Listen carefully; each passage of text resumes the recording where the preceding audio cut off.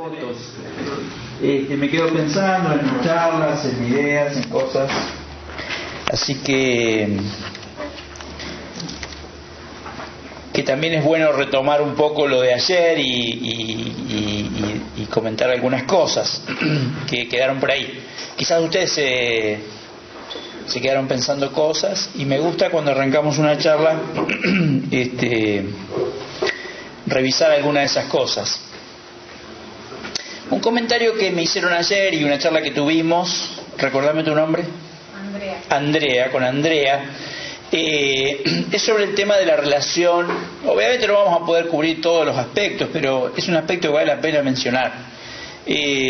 Charlábamos con Andrea esta cuestión de cómo muchas veces no hay una culpa directa para entender el sufrimiento. No podemos decir, bueno, esta persona actuó de determinada manera y por eso le pasó esto.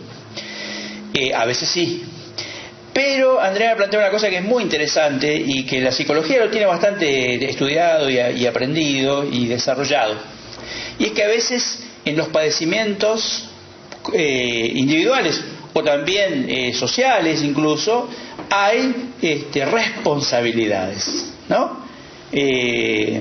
Donde de pronto se vive de determinada manera, se toman determinadas decisiones, elecciones de vida, y eso marca implicancias, consecuencias en la vida de las personas, tanto en la vida personal como en la vida comunitaria, ¿no es cierto?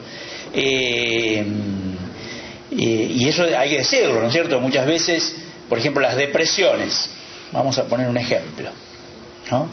Hablábamos, por ejemplo, en el ámbito pastoral, la cantidad de personas deprimidas que tenemos, pastores deprimidos o esposas de pastores deprimidas. De pronto un ministerio largo, mucha tensión por muchos años, ¿no es cierto? Desatención de la vida familiar, desatención de los sentimientos personales, represión de los sentimientos personales. Eso se acumula a lo largo de muchos años y de pronto desarrollamos una depresión. ¿Somos culpables de esa depresión? No, en el sentido estricto de la palabra, pero sí somos responsables. O sea, ha habido una responsabilidad de nuestra parte también, cierta negligencia. Hemos sido testigos con Lizzy de casos así, digamos, ¿cierto? Donde de pronto, no se ha sido sabio. David Brainerd, misionero en el siglo XIX a los Pieles Rojas en Estados Unidos, murió con 30 y pico de años. Y cuando estaba en su lecho de muerte, bueno, el tipo era un sacado, digamos, ¿no? O sea, un entregado a la obra, viviendo en condiciones extremas, no cuidándose. Y cuando él estaba en su lecho de muerte, él dijo esta frase que es impactante. Él dijo: Dios me dio un caballo para montar y un mensaje para llevar. Maté el caballo y ahora no puedo llevar el mensaje. ¿No? Esa cuestión del equilibrio, ¿cierto?, entre llevar una vida suficientemente sana en todo sentido, en lo emocional, lo físico, en lo espiritual. Así que es un elemento que tenemos que también tenerlo en cuenta. De eso vamos a hablar en la segunda sesión de hoy, de estrategias para enfrentar el dolor y el sufrimiento, ¿no es cierto? Estrategias prácticas que nos ayuden, ¿no? Muy bien. Y relacionado con eso, otra cosa que también hablábamos, que me parece muy importante, que es detenernos, que a los evangélicos nos ha costado mucho detenernos, en la cuestión del pecado social, que es otro aporte muy interesante. El pecado social. ¿Qué es el pecado social? Estamos muy acostumbrados a pensar en el pecado individual. Mintió, robó, cometió adulterio, no sé, lo que sea. Son pecados individuales. Pero hay pecados que son pecados sociales. Voy a poner un ejemplo. El tremendo desprecio, porque otra palabra no merece, desprecio, que tenemos hacia el medio ambiente es un pecado social. ¿Y cuál es el problema del pecado social? El pecado social es más difícil de identificar. Y es más difícil arrepentirse del pecado social, es mucho más difícil que el del pecado individual. O voy a poner otro ejemplo que la bala va a picar más cerca. El machismo es un pecado social.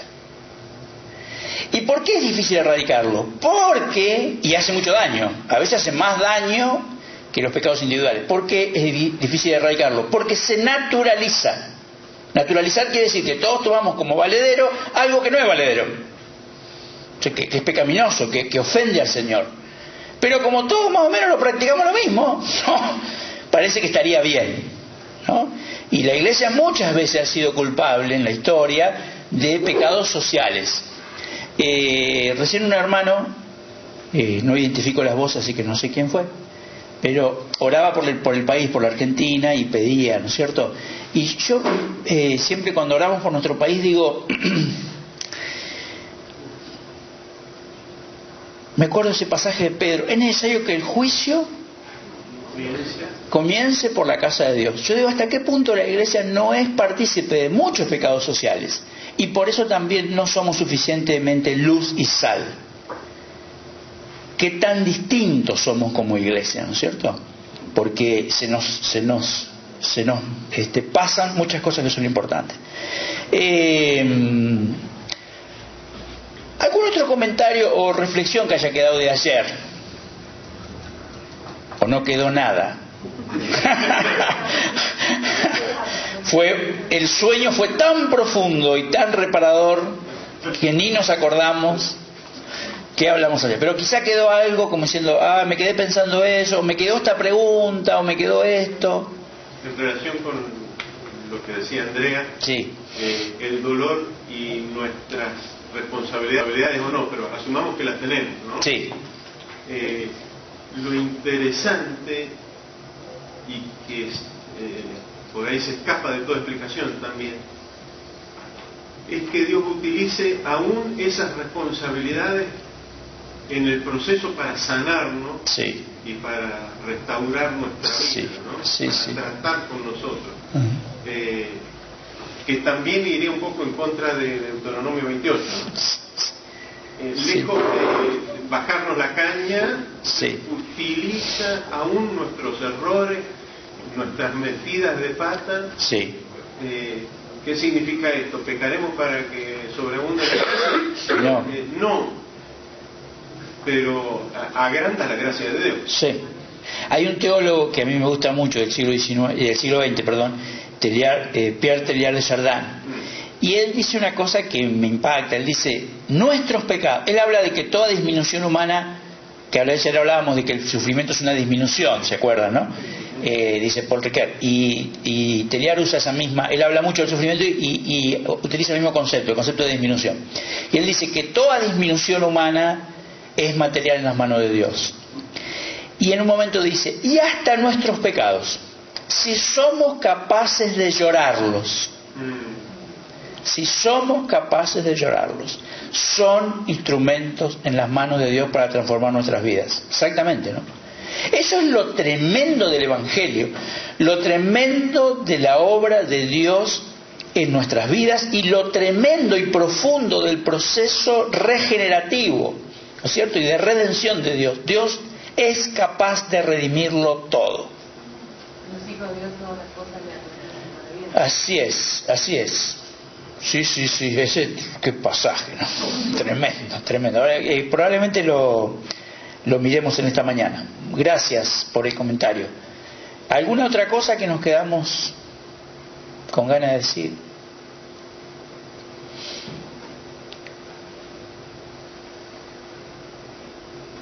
Muy bien. ¿Hacemos un jueguito? Porque los veo saliendo lentamente de la almohada. Yo también, mi cerebro es diésel.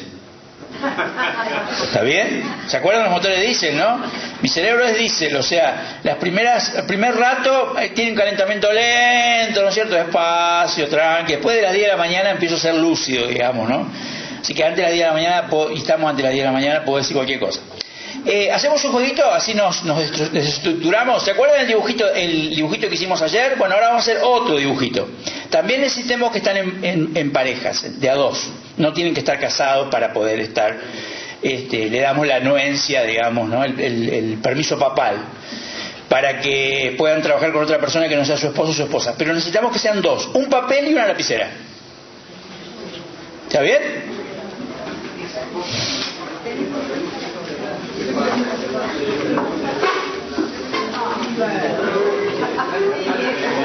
Muy bien, también vamos a dibujar. Vinimos artísticos a Pico. También vamos a dibujar. El juego es así. El juego es así. Los dos van a agarrar la misma lapicera con la mano para dibujar sobre el papel. Bien fuerte, sin timidez. Ahí está. Y entre los dos van a dibujar. Ahora, ¿cuál es el chiste? ¿Cuál es el chiste? No le pueden decir al otro qué van a dibujar ustedes, qué quieren dibujar. No sea ninguno que conduce. No sé cómo lo van a resolver. Eso ya es un problema de ustedes. Entonces, los dos van a dibujar algo. No se puede hablar, no se puede decir nada, es en silencio la actividad. Entonces, ahí van a dibujar juntos y cada uno tratará de dibujar lo que cree que quiere dibujar, lo que se le ocurrió, y el otro también tratará. ¿Está bien? También es un juego breve, nos tomamos 1 minuto y medio, 2. ¿Vamos? ¿Hay alguno solo por ahí? Carlos, Solo no se puede hacer, ¿eh?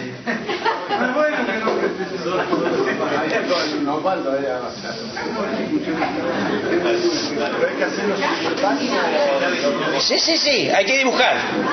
Un solo dibujo, los dos. No.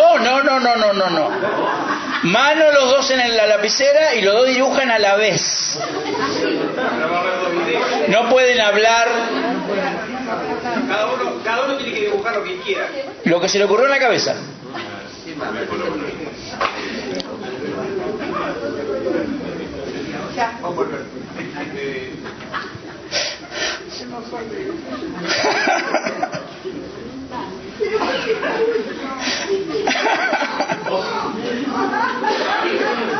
Muy bien.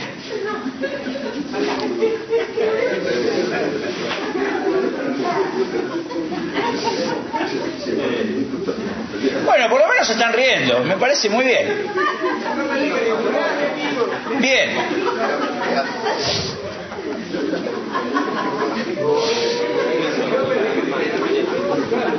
Muy bien. Acá tengo la primera obra que sale al público. Arte moderno es esto. Arte contemporáneo. Muy bien. ¿Qué querías dibujar? Él quería dibujar una cruz. ¿Vos qué querías dibujar? Un pato.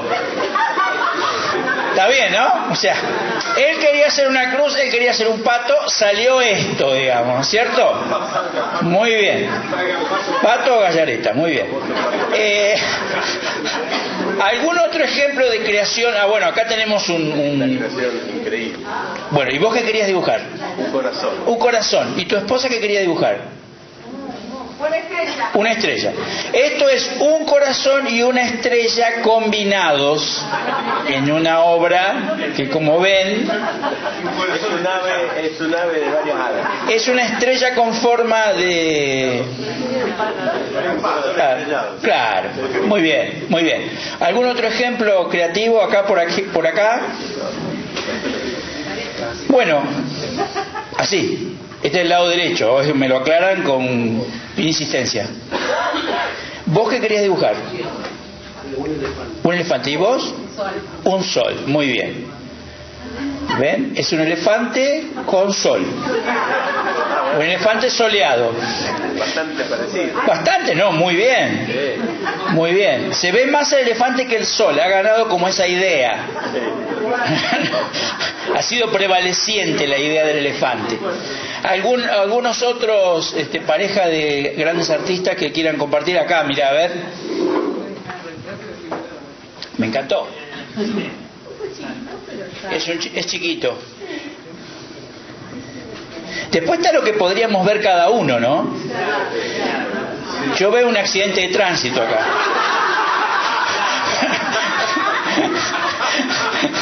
Pero no sé si es un accidente de tránsito, quizás no lo sea. ¿Vos qué querías dibujar? El autito. El autito, muy bien. Y yo dibujé. Al no poder comunicarme, entonces yo primero seguí lo que ella iba a hacer. Claro. Después se dio cuenta que me tenía que seguir lo que yo iba haciendo. Claro. Bueno, muy bien, pero quedó re lindo. Ahí Rubén y Lizzy trabajaron acá. ¿Qué querías, Lizzy? Una torre, muy bien. ¿Y Rubén? Unos árboles. Bueno, quedó una buena combinación, porque una torre rodeada de árboles. Hay ideas que combinan más, evidentemente, ¿no es cierto? Hay ideas que combinan más. Muy bien, felicitaciones. ¿Alguien más?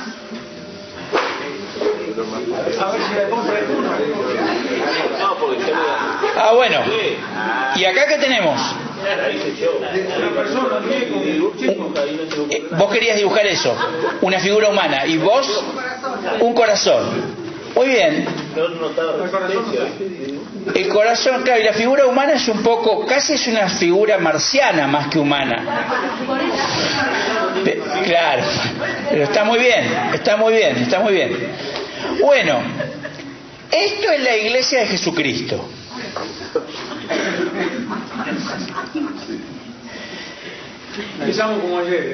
Empezamos como ayer.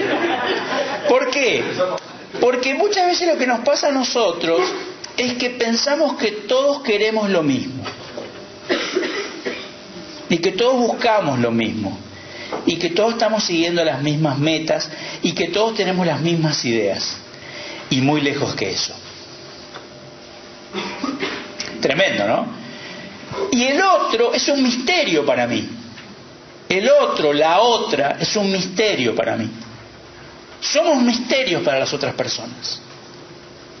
Yo creo que eso es muy importante de recuperar, ¿no es cierto? Cuando pensamos también en el dolor, en el sufrimiento, en el acompañamiento, ¿qué le está pasando al otro? ¿Qué quiere el otro? ¿Qué necesita el otro?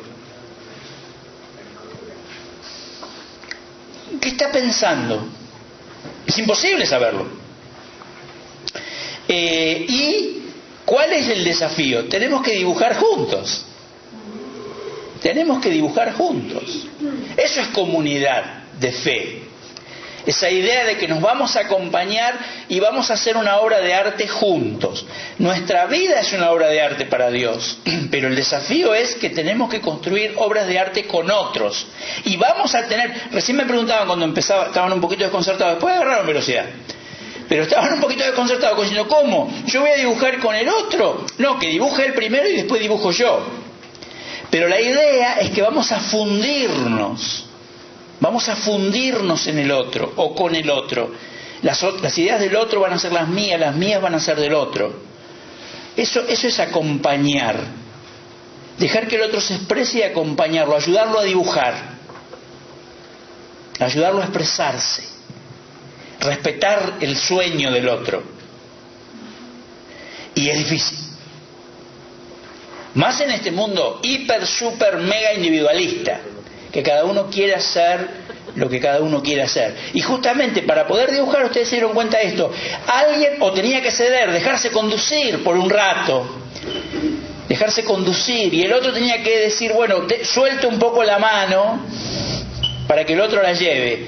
Y de pronto el que conducía se detiene un poco y escucha cuál es la pulsión de la otra mano que quiere dibujar. Eso es acompañarse. Las primeras veces sale un mamarracho. Pero ese trabajo tenemos que fundirnos, ¿no es cierto? Y me parece muy importante en el proceso de acompañamiento el respeto a ese otro que es un misterio. Somos misterio. Y aún en los que nos conocemos mucho, hace muchos años, seguimos siendo misterio. Estamos casados hace 32 años con Lizzy y seguimos siendo misterio el uno para el otro porque somos seres individuales, ricos, complejos, cambiantes, distintos. Así es. Muy bien. Bueno, vamos. Eduardo, sí. Nos despertaste a todos. Sí, no, claramente. Ahora sí, los tengo despiertos. Muy bien. Vamos a pensar en esta mañana en la perspectiva del Nuevo Testamento, del dolor, el sufrimiento. Voy a buscar mi celular para verlo ahora. Porque claramente me han dejado un mandato, que es el mandato de la siesta. Así que, muy bien. ¿Cuál es la idea? Terminar de ver en esta primera sesión el fundamento bíblico para pensar el dolor y el sufrimiento, y en la segunda sesión ya pasar a una mirada más práctica, más de abordaje, y en la última de la tarde también ir más allá todavía y pensar en la tarea pastoral, ¿no? Muy bien.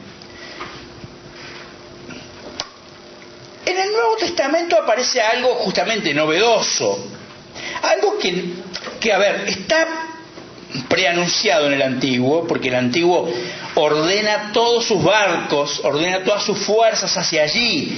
No tenemos tiempo y queda para un trabajo personal, pero hay un montón de textos en el Antiguo Testamento que se van acercando a esta idea de incorporar el sufrimiento y el dolor, esta idea que nos traía Daniel, de incorporar el sufrimiento y el dolor como parte del proceso divino de redención.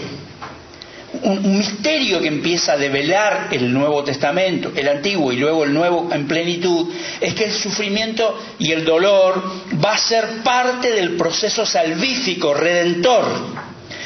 Me acordaba esta mañana de ese pasaje tremendo de Isaías, cuando Isaías tiene que decir: el siervo que nos va a salvar es un siervo sufriente. Eso va en contra de todo sentido común humano, porque nosotros esperamos que el Salvador sea un Salvador triunfante, un Salvador poderoso, un Salvador con capacidades. Lo que esperamos de un Salvador es que nos salve con su poder, con su fuerza. No esperamos que un Salvador nos salve desde su debilidad, nos salve desde sus heridas, nos salve de su pobreza. Hay un pasaje tremendo en Corintios, cuando Pablo le escribe a los Corintios y le dice: ya conocéis la gracia de nuestro Señor Jesucristo, que por amor de vosotros, siendo rico, se hizo pobre para salvarlos con su pobreza.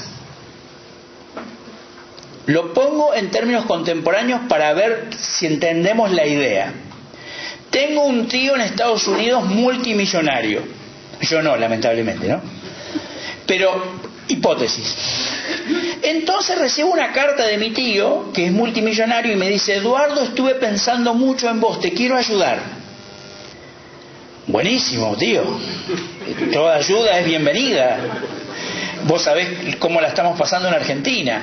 Sí, dice, pero se me ocurrió una idea creativa. Voy a donar todos mis bienes a la Cruz Roja Internacional y me voy a ir a vivir con vos.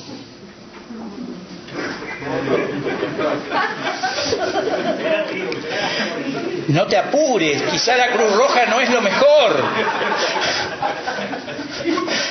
Pero lo que está diciendo Pablo es eso, que Cristo se va a despojar de su riqueza, de su poder, de su gloria, de lo que hablábamos ayer, de su capacidad de agencia, y se va a empobrecer para enriquecernos con su pobreza. Se va a despojar, como dice Filipenses 2, se anonadó la kenosis de Cristo, el vaciamiento.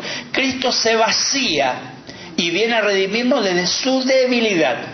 Ahora, eso es muy fuerte. ¿Por qué es muy fuerte? Porque marca también la misión de la iglesia y la misión de los siervos de Dios. ¿Cómo vamos a ser siervos empoderados si seguimos al crucificado?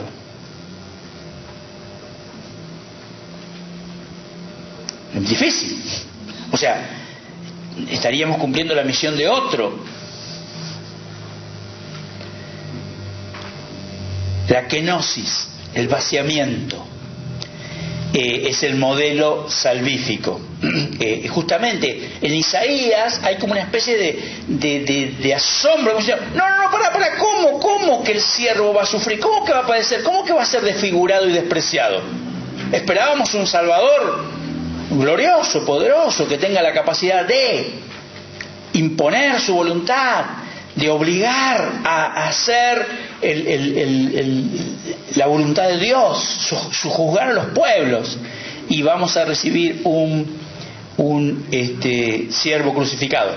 Por eso la cruz, que revela ese misterio, que ya aparece en el Antiguo Testamento, revela ese misterio, cambia el sentido del sufrimiento en el Nuevo Testamento, y eso vamos a tratar de ver esta mañana.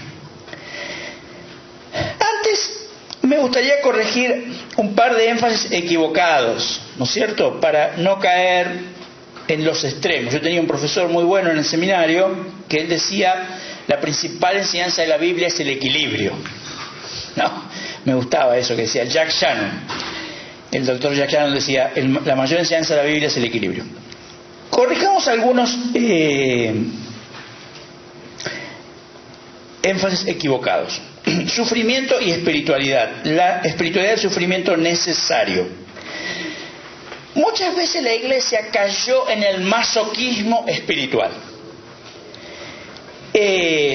buscando, justamente como el mensaje de la Biblia habla de que Dios es capaz de transformar el sufrimiento y convertirlo en un poder regenerador. La Iglesia muchas veces buscó el sufrimiento y lo aplicó sobre las personas, ¿no es cierto?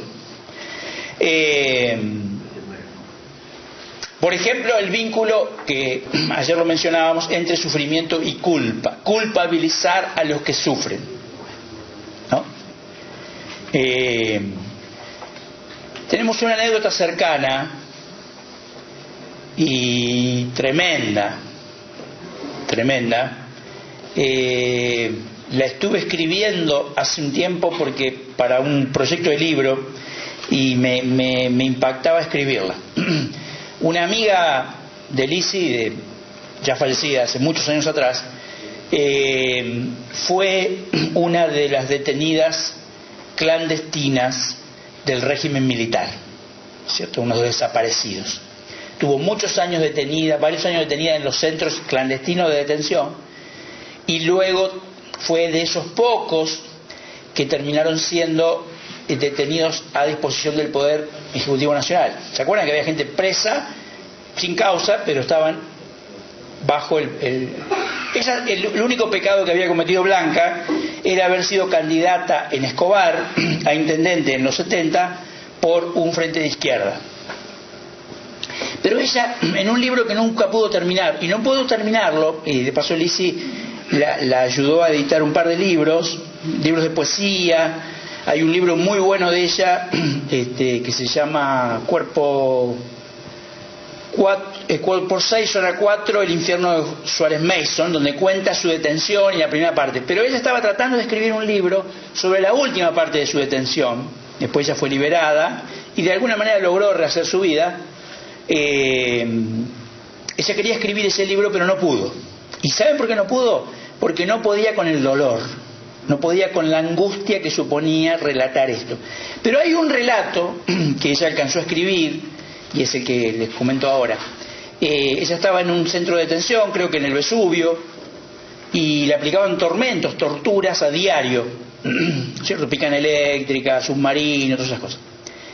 Y cuando terminaba la sesión de tortura, entraba una monja al salón de tortura y le decía: vos ahora no lo entendés, pero esto es para tu bien.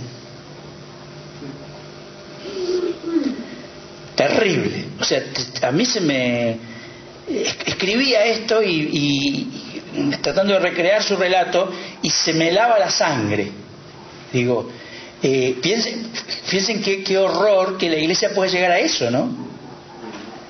A justificar la destrucción de las personas utilizando mal este principio de que Dios usa el sufrimiento y redime y salva, ¿no es cierto? Tremendo, ¿no es cierto? Bueno, remarcó el carácter retributivo del sufrimiento, sobrevaloró el valor del sufrimiento como condición para la santidad y el encuentro con Dios. Yo creo que Dios trata con nosotros de muy diversas maneras y muchas veces hay personas que no tienen rangos de sufrimiento importantes. Yo conozco gente que no ha sufrido mucho en la vida y gloria a Dios. No es que hay que ir a buscar el sufrimiento, ¿cierto? Clavarse dardos, porque si no, no vas a ser santo. No. Bueno, Dios trata con cada uno y hay caminos de santidad que no están tan relacionados con el dolor, el sufrimiento. Hay otros que sí, ¿no? Llevó a un desprecio del lado positivo de la vida o su disfrute. Parece que ser cristiano era pasarla mal. Entonces no se podía disfrutar de nada. De un asado con amigos, no. Me dijeron que mañana va a haber algo de eso y yo me voy antes. ¿Qué va a ser?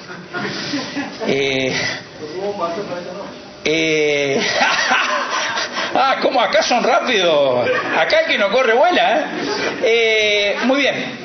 Y no, estaba como prohibido disfrutar de las cosas buenas de la vida, ¿no? Porque había que pasarla mal, si no uno no era santo, no estaba bien con Dios.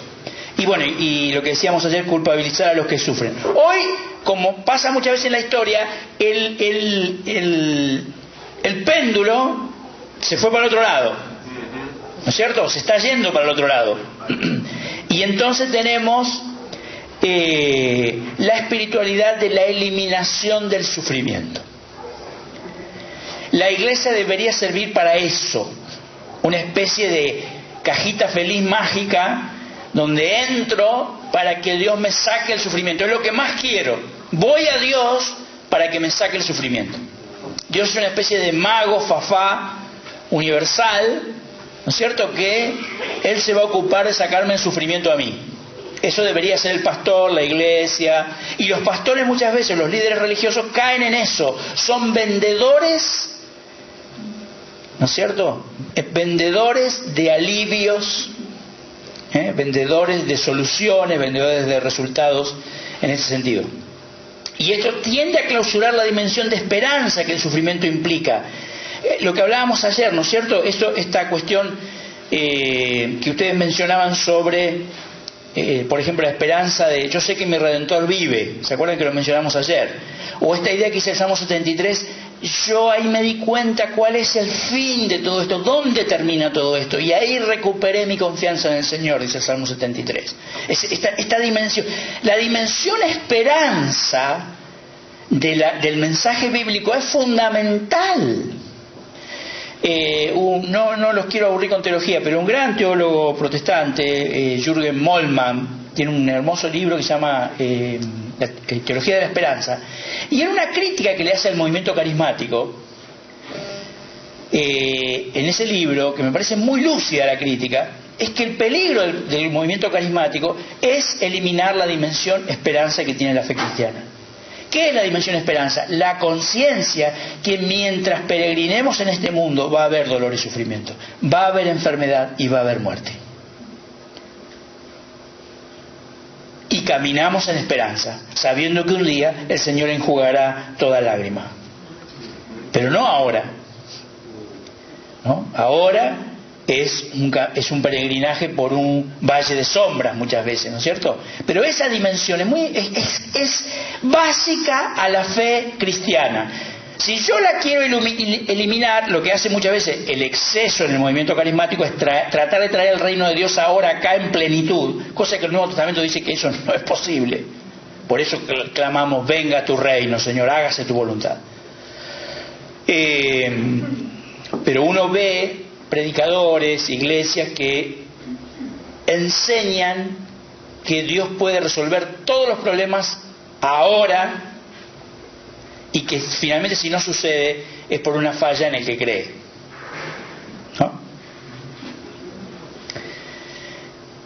Eso también genera represiones. ¿Por qué? Porque en un ambiente donde todas las cosas se resuelven y donde es una cuestión de fe, no tengo espacio para decir, mira, mi problema no se resuelve, cargo con esto,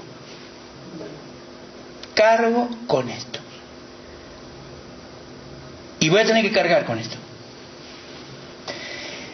Una de las entrevistas pastorales más duras que he tenido, la tuve hace un par de años en Misiones. Yo estaba dando unas charlas allá y un hermano de la iglesia me pidió hablar conmigo. Y nos juntamos en una casa toda una mañana hablando. ¿Y cuál era la realidad que él me contaba? Un hombre joven, casado, enamorado de su esposa. Su esposa entra en una depresión muy profunda que desemboca en la anorexia. En una anorexia muy señalada. Una mujer de unos 30 y pico de años, él también. Esa enfermedad entre la depresión de la esposa y su anorexia, bueno, prácticamente se hizo pedazos el vínculo matrimonial. ¿En qué sentido?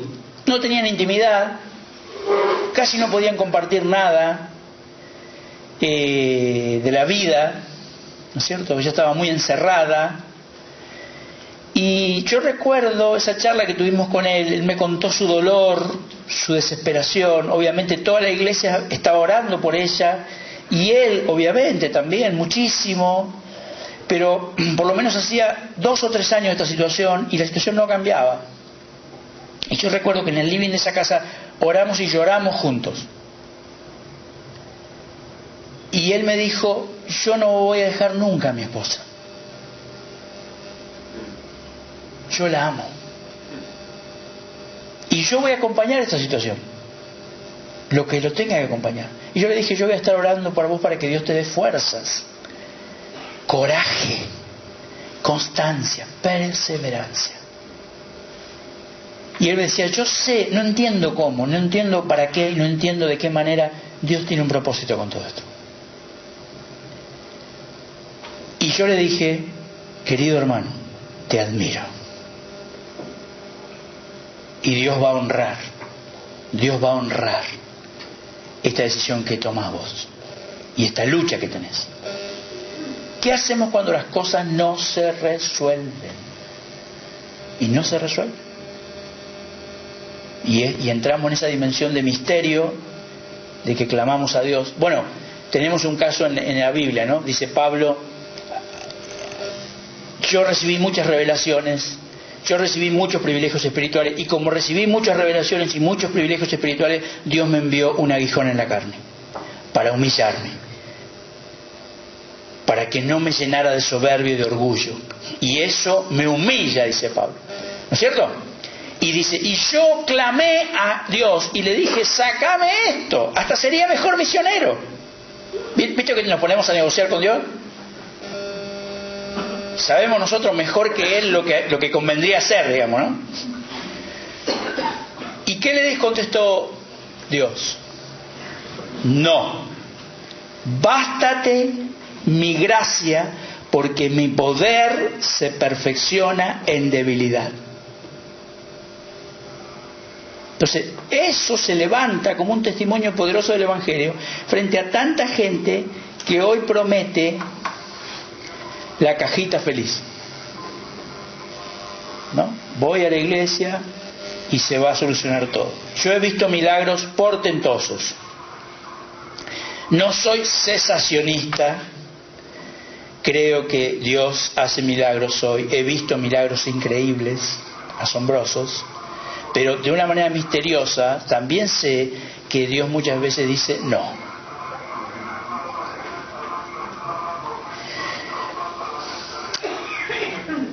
Generó un estándar de salud y victoria irreal. Esto un poco lo mencionamos ayer, ¿se acuerdan? Tenemos que vivir en estándares reales. Reales. Somos vulnerables, tenemos que aparecer vulnerables. Somos falibles, tenemos que ser falibles. En proceso de santificación, pero falibles.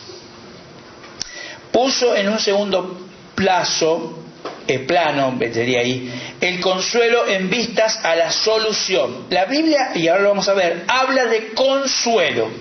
El consuelo es algo muy importante en el Nuevo Testamento, el consuelo en medio del dolor.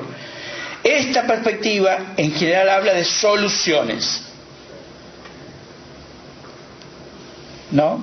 hay un determinado grupo religioso que dice viernes de imposible, jueves de problemas financieros, miércoles de... y uno va a la ventanilla que le conviene, digamos, ¿no? La Biblia habla mucho de consuelo. ¿Por qué? Porque admite el sufrimiento como una experiencia real en la vida de todo cristiano. Culpabilizó el sufrimiento al declararlo antinatural o no espiritual. Si estás mal es porque estás mal espiritualmente. Si estás... No podés tener ni una enfermedad física ni una, por ejemplo, enfermedad psíquica. Peor, eso se considera peor. Sí, mucho peor. Mucho peor. Por ejemplo, estar deprimido, tener una depresión, que a veces es una depresión endógena, es una depresión que viene de la estructura de la personalidad, no tiene que ver con que la persona no ora o no tiene una buena relación con Dios, ¿no? Y nos olvidamos que la Biblia está llena de locos.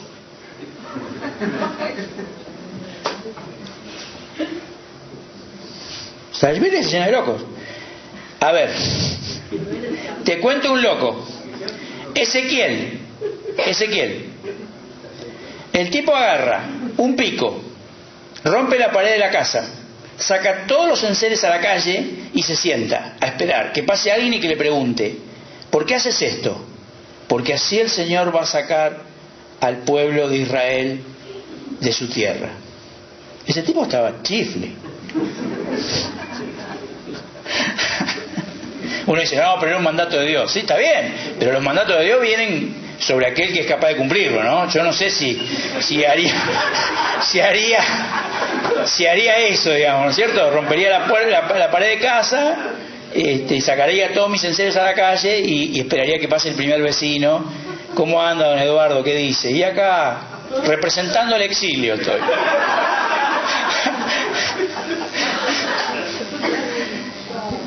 Muy bien. La Biblia está llena de... A ver, porque vieron que inclusive Pablo lo dice, el Evangelio siempre tiene una dimensión de locura, ¿no? Claro que tiene una dimensión de locura. Hay algo que viene de otra dimensión, ¿no? Por eso los grandes locos en la historia de la Iglesia y en la historia de la Biblia fueron los grandes instrumentos de Dios, ¿no? Porque es algo tremendo. No sé, San Francisco de Asís, una figura que me conmueve. El tipo estaba chapita, ¿no? Agarró todo lo que tenía, toda su herencia y se la dio a los pobres. Todo. Hasta la ropa se sacó. Hay un famoso momento, ¿no es cierto?, en que el padre lo quiere desheredar porque él regaló todo. Entonces lo llevan a la plaza pública, está el obispo y dice, bueno, mira, yo te voy a desheredar, y lo insulta, el padre está enojadísimo, y San Francisco, que acaba de regalar todos los pobres, dice, ¿qué te preocupan las posesiones? Tomá. Y se empieza a sacar la ropa en público y queda como Dios lo trajo al mundo, ¿no? Y el obispo tira un manto sobre él porque escandaliza a la gente, pero ese estaba poseído del amor de Dios, pero poseído en un 100%, ¿no? Hay una dimensión ahí de la locura del Evangelio, digamos, ¿no? Y conocemos la historia de misioneros, pastores. Yo estoy, a ver, quizás mi mirada sobre mí mismo crítica es: soy demasiado cuerdo. Soy demasiado cuerdo, sí. Volviendo a esto de la depresión y la culpabilización, me parece que cuando entendemos, como viene avanzando la ciencia, de esto de que somos seres biopsicosociales, es como que ayuda a que, digamos, a desculpabilizar o desmoralizar las enfermedades mentales, sí, y a la vez a también a entender esto otro de la parte espiritual y psicológica o alguna parte, digamos, de la enfermedad física. Porque creo que como que se entiende ahora esto de que depende de la personalidad y la estructura de cada uno, es donde está nuestra vía de escape. Claro. No tener ninguna es muy difícil o imposible. Claro.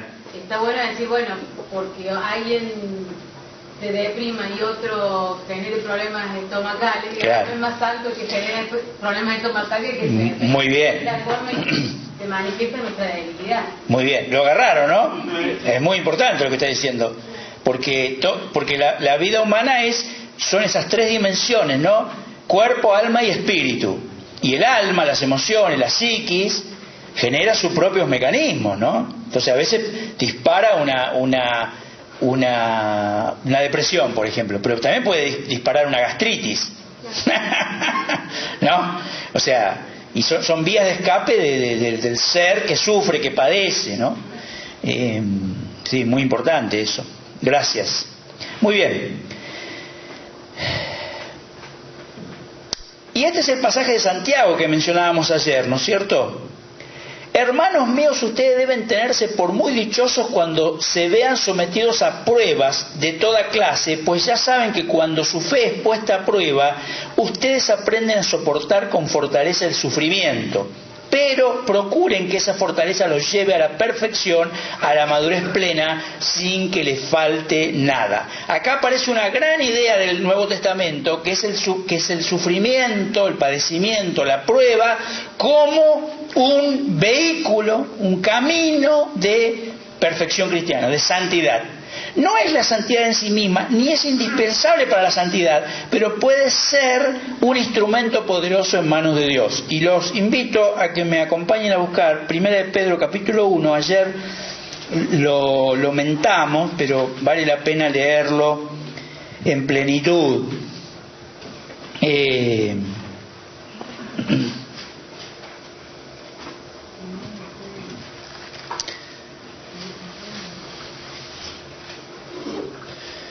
Voy a buscar NBI.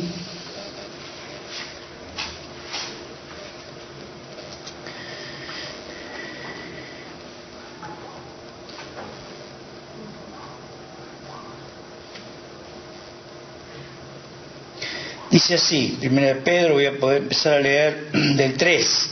1 de Pedro 1:3. Alabado sea Dios, Padre de nuestro Señor Jesucristo, por su gran misericordia, nos ha hecho nacer de nuevo mediante la resurrección de Jesucristo para que tengamos una esperanza viva.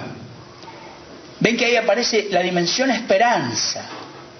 Tenemos una esperanza viva.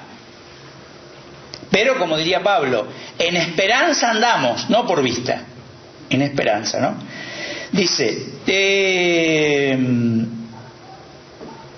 para tengamos una esperanza viva, versículo 4, y recibamos una herencia indestructible, incontaminada e inmarchitable. Tal herencia está reservada en el cielo para ustedes, a quienes el poder de Dios protege mediante la fe hasta que llegue la salvación que se ha de revelar en los últimos tiempos. Miren qué cosa interesante. El puente entre las realidades presentes y las realidades futuras es la fe. Dios nos protege mediante la fe. ¿De qué nos protege mediante la fe? Dios no es que nos protege para que no nos pase nada malo. ¿Está bien? No dice, y Dios lo protege para que a ustedes nunca le pase nada malo y no vaya a ser que sufran. Sino que dice que nos protege mediante la fe.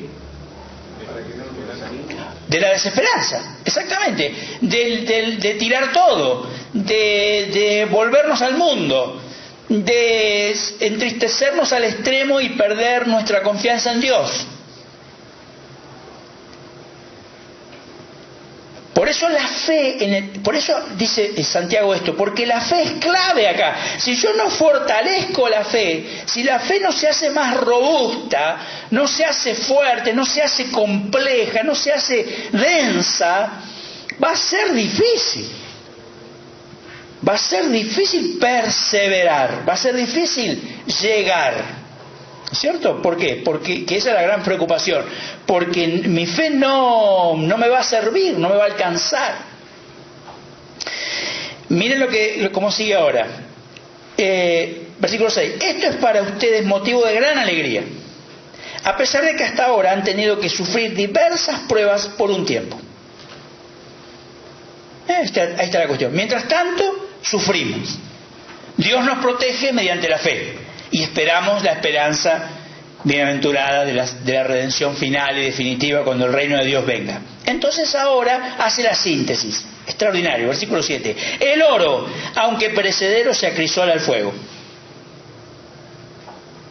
Así ustedes, claro, y el fuego, el horno. ¿Quién quiere estar en el horno? Estamos en el horno, decimos los argentinos, estamos en el horno. Bueno, eso dice, el sufrimiento es una especie de horno divino. Nos pone ahí. Así también la fe de ustedes, versículo 7, que vale mucho más que el oro. Yo pensaba leyendo este versículo, meditando en este versículo, digo, qué loco, ¿no? Quisiéramos tener oro como una riqueza.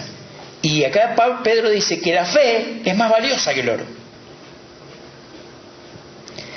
Así también la fe de ustedes, que vale mucho más que el oro, al ser acrisolada por las pruebas, demostrará que es digna de aprobación, gloria y honor cuando Jesucristo se revele.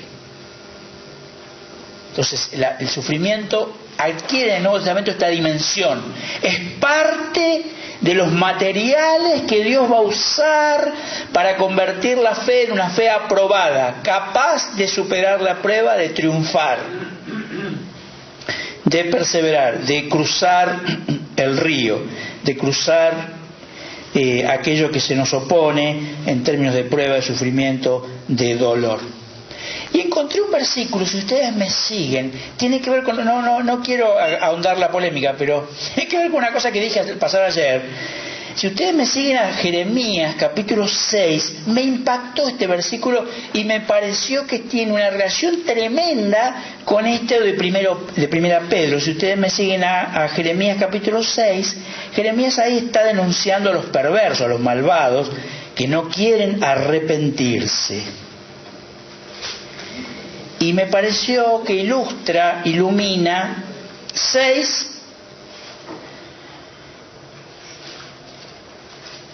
...28. Yo lo tengo acá. Bueno, te lo voy a leer en ETV. Vos lo tendrás en la versión que habitualmente lees. Ahora podemos ver versiones. Pero dice... versículo 28, arranco a leer. Dice, ellos, hablando de los rebeldes, los malvados de este mundo, son rebeldes de la peor clase, llenos de calumnia. Son tan duros como el bronce y el hierro y llevan a otros a la corrupción. Los fuelles, ¿saben lo que son los fuelles? Acá no es el bandoneón. Los fuelles, es el fuelle que se usa para avivar el fuego del yunque, el fuego del herrero. Mira lo que dice, los fuelles soplan las llamas con furor para quemar la corrupción, pero no los purifica, ya que su perversidad permanece. Les daré el rótulo, plata rechazada, porque yo el Señor los desecho. O sea, no va en la intensidad de lo que se sufre. Está buenísimo lo que dice.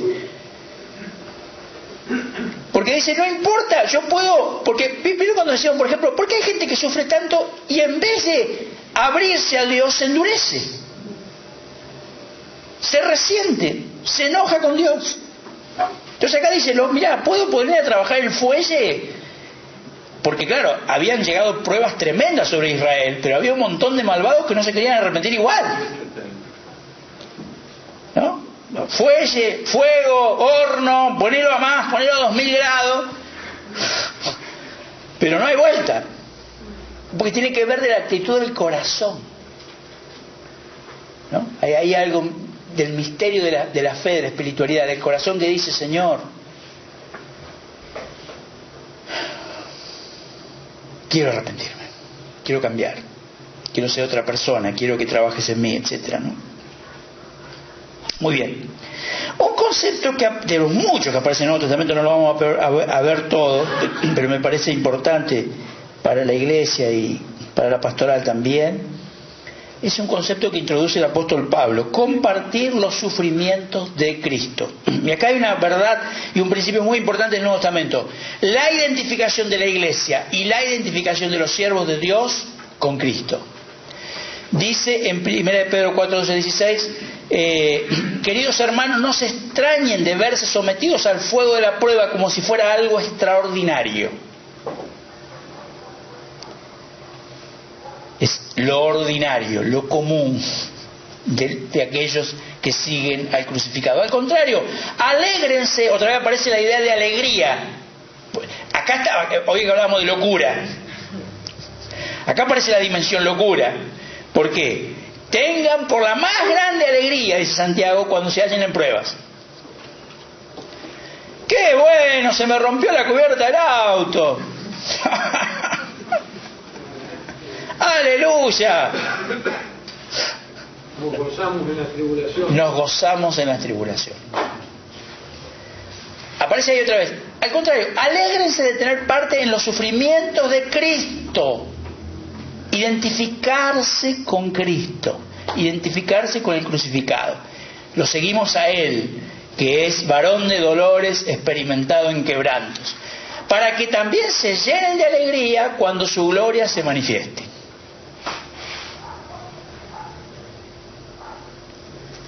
Porque el glorioso Espíritu de Dios está continuamente sobre ustedes. Ahí me parece que hay una cuestión que no estamos entendiendo y tiene que ver con esto que dice Pedro en capítulo 1, de que Dios nos protege mediante la fe. Yo les conté que tenemos un hermano muy mayor en la iglesia que está con un cáncer de piel.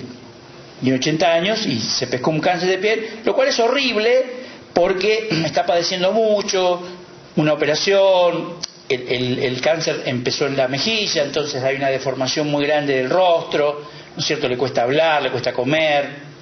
Y uno podía decir, Señor, 80 años, se va, que se vaya bien, ¿cierto? ¿Por qué tiene que pasar por esto? ¿No? Bueno, ahora quimio, hace 1 año y pico que está con esto, y bueno, lo estamos acompañando, pero obviamente hay un dolor ahí. Además su esposa también también tiene la misma edad, tiene un problema muy serio en las piernas, etc. Y la otra vez un hermano de la iglesia me dice, ¿dónde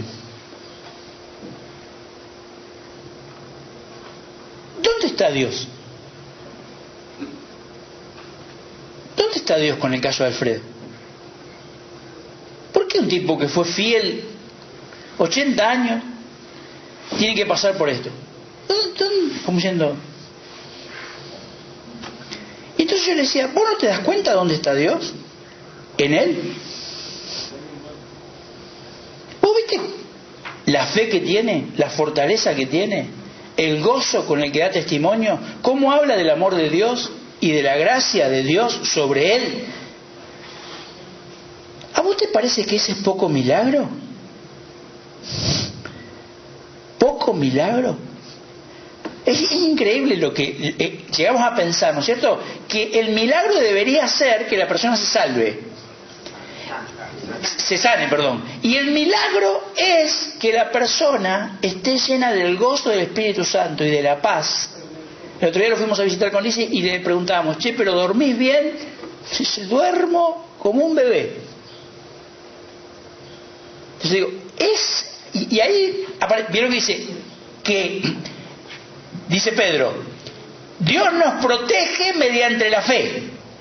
Lo leímos en Pedro. Y acá dice, para que también se llene de alegría cuando la gloria manifieste. Dichosos ustedes si alguien los introduce a causa de Cristo, porque el glorioso Espíritu de Dios está continuamente sobre ustedes. Y ahí aparece una presencia de Dios especial en medio de la prueba bien vivida. De la prueba bien vivida, del sufrimiento bien vivido. Y esa tendría que ser nuestra oración frente al dolor. Señor, ayúdame a vivir bien esta prueba. Ayúdame a que tú puedas extraer toda la gloria que se te ocurra de esto. Todo el honor que se te ocurra para vos. Y que otros se maravillen del Dios que eres cuando vean cómo nosotros atravesamos el dolor y atravesamos la prueba. Eso es un testimonio extraordinario de la presencia de Dios. Más extraordinario, a mí me parece, y creo que al Nuevo Testamento le parece lo mismo, que un milagro puntual donde una persona se sana de una enfermedad. Los santos, viviendo con alegría, con gozo, con paz, los dolores de este mundo no pueden ser un testimonio más tremendo de quién es Dios, si alguno de ustedes sufre, ayer lo mencionábamos este pasaje, que no sea por asesino, ladrón o criminal, ni por meterse en asuntos ajenos, pero si sufre por ser cristiano, no debe avergonzarse, sino alabar a Dios por llevar ese nombre, ¿no? Por estar identificado con Cristo. Pero no solo habla el apóstol o los apóstoles de participar de los sufrimientos de Cristo, sino de completarlos. Este es un versículo que siempre a los evangélicos nos incomoda, porque como en el catolicismo aparece esta idea de que los sacrificios de Cristo hay que agregarle algo porque parece que no alcanzaron, ¿no? Y hay que agregarle un poquito de buenas obras, ¿no es cierto? Un chimichurri. Entonces no sabemos qué hacer con este versículo, pero está claro lo que quiere decir Pablo y vamos a tratar de verlo acá. 2 Corintios 4, 10 al 11 dice: ahora me gozo de lo que padezco por vosotros. Otra vez, miren, es increíble. Una vez el profesor Sharon, que nos marcó en el estudio del Nuevo Testamento, nos dijo, bueno, esta semana agarran la carta de Filipenses y marcan y traen una lista de todos los pasajes donde en Filipenses Pablo está en cana, ¿cierto? Está preso cuando escribe Filipenses. Dice, escriban todos los versículos donde habla de gozo y de sufrimiento. Sufrimiento, gozo. Gozo, sufrimiento. Sufrimiento, gozo. Gozo, sufrimiento. Lee Filipenses. Me gozo.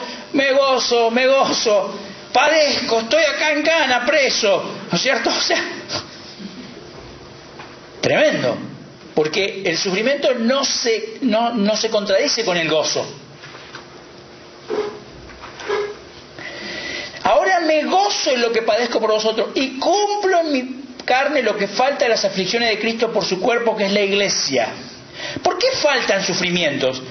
Faltan sufrimientos porque falta cumplir el propósito de Dios y llegar a la meta siguiendo el crucificado, y eso es parte del dolor de la redención. Nosotros estamos completando los sufrimientos de Cristo hasta que el mundo y el cosmos sean redimidos por completo. Si seguimos a Cristo, si cumplimos su palabra y si padecemos en ese proceso, estamos completando los sufrimientos de Cristo. Los sufrimientos nuestros se suman a los de Cristo porque van en la misma dirección, en la dirección de la redención. Es una idea poderosísima. Porque Pablo decía, me siento gozoso de sufrir esto. ¿Por qué? Porque he sido encontrado digno de participar de los sufrimientos de Cristo. Eso, Colosenses 1:24. Y 2 Corintios 4, 10 al 11. Llevando siempre en el cuerpo por todas partes la muerte de Jesús, para que también la vida de Jesús se manifieste en nuestro cuerpo. La dinámica muerte-vida. La dinámica de la cruz y la resurrección es una dinámica espiritual. Es una dinámica espiritual. No es algo que simplemente le pasó a Cristo, es la manera en que Dios obra en la iglesia. La dinámica muerte-resurrección. Le escapamos a la muerte, a todo tipo de muerte, a todo tipo de disminución. Quisiéramos librarnos de todo tipo de disminución. Quisiéramos que Dios sea el mago Fafá y nos libre de todo tipo de disminución. Pero cuando maduramos en la fe decimos, esa disminución, ese proceso de muerte,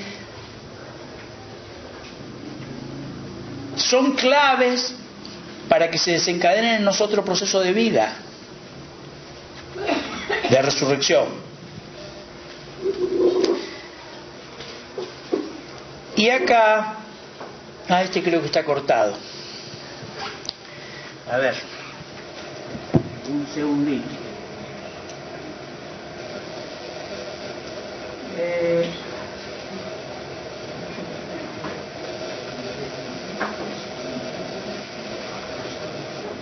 Romanos 8.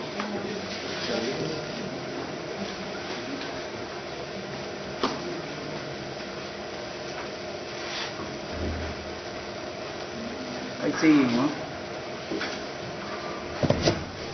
Miren lo que dice Romanos 8. Desde el 18. Sin embargo, lo que ahora sufrimos no es nada comparado con la gloria que Él nos revelará más adelante. Pues toda la creación, y acá aparece una idea que conecta con lo anterior muy bien, Pues toda la creación espera con anhelo el día futuro en que Dios revelará quiénes son verdaderamente sus hijos. Contra su propia voluntad, toda la creación quedó sujeta a maldición de Dios.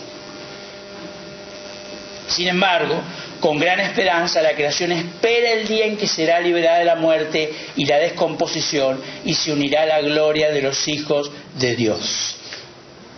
Esto es algo extraordinario, maravilloso, porque acá entendemos mejor, por esto que nos veníamos planteando de ayer, por qué hay sufrimiento en el mundo, por qué las cosas se rompen, por qué somos falibles, por qué hay disminuciones, por qué hay dolor, por qué hay sufrimiento, por qué hay tristeza. Y nosotros los cristianos somos los que entendemos bien cómo funciona este mundo y por qué funciona como funciona.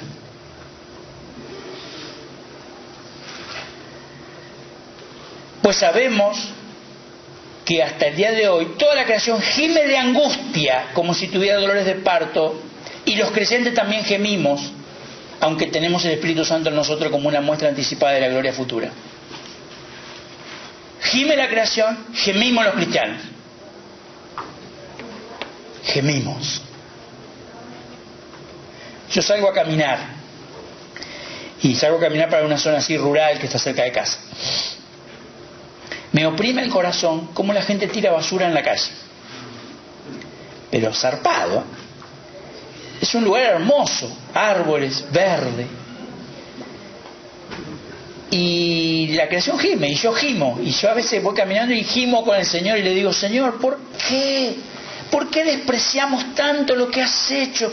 ¿Por qué te insultamos de una manera tan horrible? Afeando lo que has hecho, arruinándolo. ¿Por qué los seres humanos te damos la espalda de una manera tan horrible? En todo.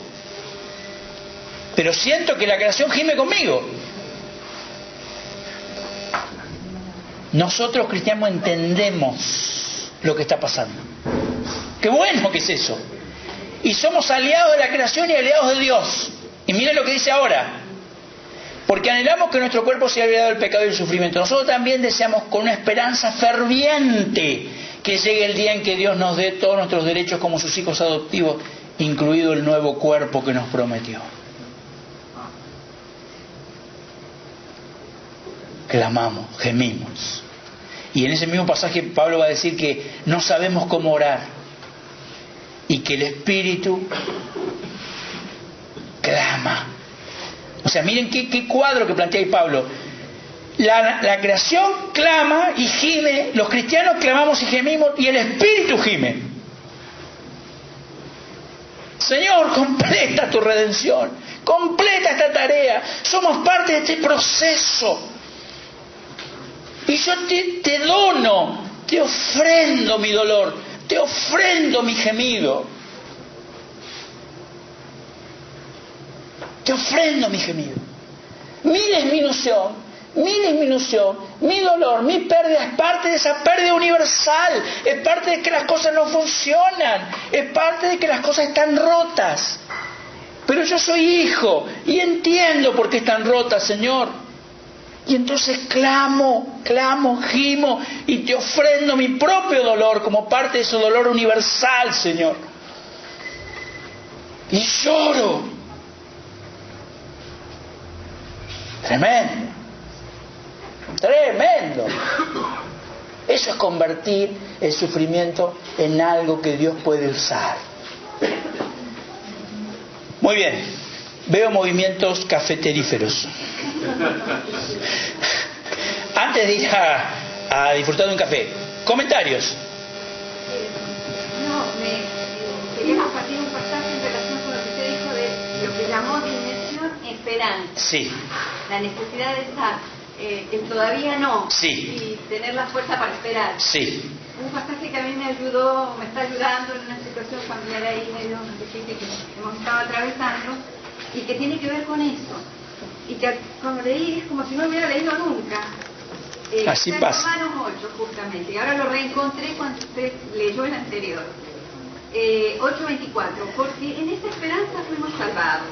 Pero la esperanza que se ve ya no es esperanza. ¿Quién espera lo que ya tiene?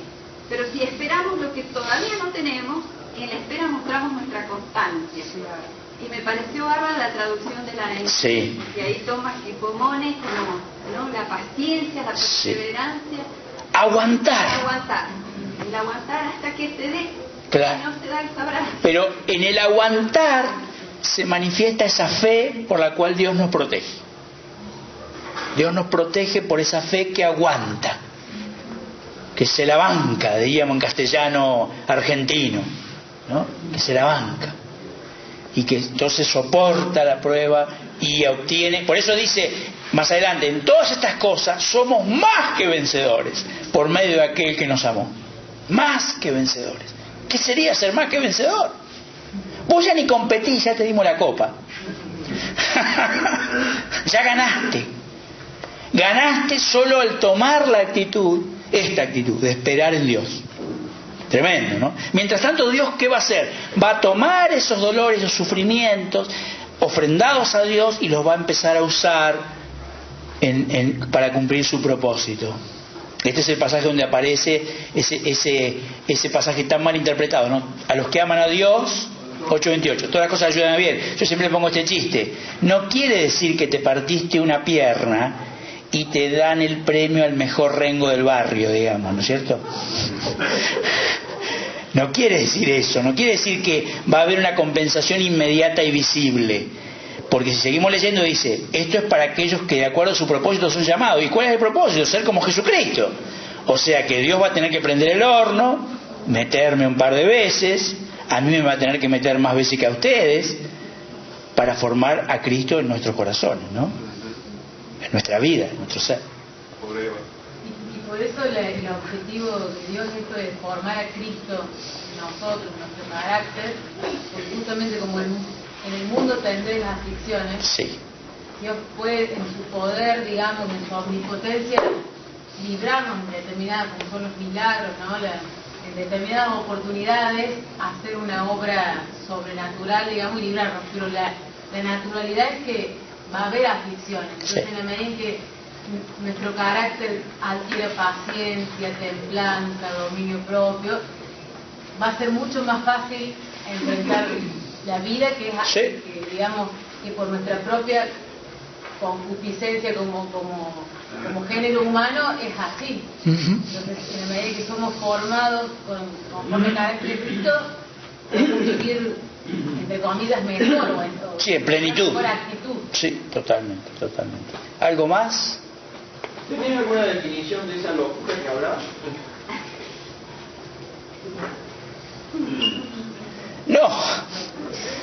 No tengo una definición. Veo locos en la Biblia. Ese sería un lindo título para un libro. Locos de la Biblia. O locos en la Biblia. San Juan Bautista. Juan Bautista es un loco, ¿no? Yo creo que la locura viene de creerle mucho a Dios.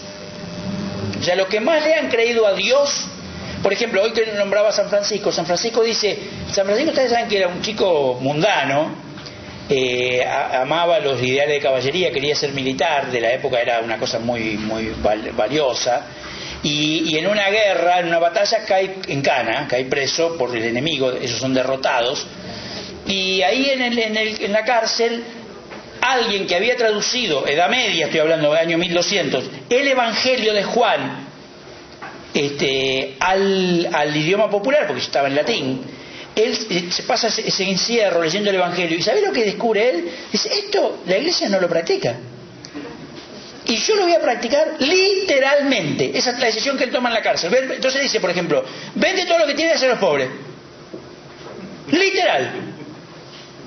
Literal. O sea, le creo a Dios. Y ahora, a partir de ahora, un loco la guerra, ¿no? Exactamente. Digo, loco, me parece que vos me pedís una definición. Yo diría que loco es aquel que le cree totalmente a Dios. Noé. Abraham. Vete de tu tierra y de tu parentela a la tierra que yo te mostraré. ¿Cuál tierra? Yo te la voy a mostrar. ¿Y qué dice el texto? Y Abraham obedeció y salió. Tiene que ver también con el llamado de cada uno. Hace rato usted claramente que un profesor zurdo había dicho la principal enseñanza de la Biblia es el equilibrio. Sí. Vendría siendo como opuesto a, Sí, sí. a la locura. Sí, sí. Me parece que es una que justamente, yo no sé si es, me atrevo a decir, la principal enseñanza, es una enseñanza, Sí. la del equilibrio. Y de acuerdo a lo que creo que yo me siento más identificada con esta, como que Dios me llama a mostrar esta cara de Dios del equilibrio, pero creo que gracias a que algunos han sido llamados a mostrar esa otra cara de la locura, Sí. es que se han hecho grandes cambios. Cosas tremendas. A ver, no sé, los grandes misioneros, no sé, Hudson Taylor. El otro día pasamos en la iglesia, teníamos un culto misionero y pasamos la historia que está en internet, búsquenla, un video cortito de Adoniram Judson. Una cosa de loco. Es loco, o sea, el tipo estaba totalmente loco. Ahora, hizo una obra extraordinaria, ¿no? Extraordinaria. Entonces digo, sí, como la Biblia le gusta ser paradójica, uno podría decir esto: la mayor enseñanza de la Biblia es el equilibrio, la segunda mayor enseñanza es la locura, digamos, ¿no? Claro, en tensión, siempre en tensión, la Biblia es así. Muy bien, ¿algo más y nos tomamos el café? ¿O nada? Sí. Respecto del inicio del dibujo, Sí. recordaba el pasaje que dice, bueno, hasta que lleguen a ser del mismo sentido. Qué bueno. No es una paradoja, porque ¿cómo? ¿Tenemos que llegar a ser un mismo sentir en la iglesia? Sí. Es difícil, ¿no? Sí. Pero es un objetivo. A la unidad de la fe. Sí, tremendo. Pero a sentir, los sentimientos son amor, ¿no? Sí. Tenemos que llegar a sentir muy parecido. Y viste que... Aunque pensemos distinto, pero sentirlo. Sí, sí. Y viste que, por ejemplo, a ver, los que estamos casados hace muchos años, sabemos que ese proceso se ha dado. ¿No es cierto? Se ha dado ese proceso en el matrimonio. Por ejemplo, yo la miro a Lizzie y ya sé lo que está sintiendo. Ya la interpreto. Ella me mira a mí y sabe lo que me está pasando. No absolutamente, pero con una capacidad muy grande. Cuando teníamos 1 año casados eso no se daba, ¿cierto? Porque eso fue algo que... Y la iglesia tiene que ver con ese proceso de empatía y de compromiso cada vez más profundo con el otro y con la otra, de manera que vaya apareciendo esa unidad de propósito, de sentido, de comunión, de sueños. Y ahí... El tema es que eso no se logra con la suma de individualidades, No. sino de una convivencia. Sí. Y agregaría esto, no se logra con cultos. ¿Está bien? O sea, el culto es importante, ¿eh? No estoy aboliendo el culto. Pero no se logra con cultos. Porque entro al culto, salgo del culto, ¿no? Bueno. Sí. Y sí, es una práctica religiosa, valiosa, pero al fin religiosa. ¿Cómo? Con cruz. Claro. Compartir la cruz. Totalmente. Tomemos un lo que haya.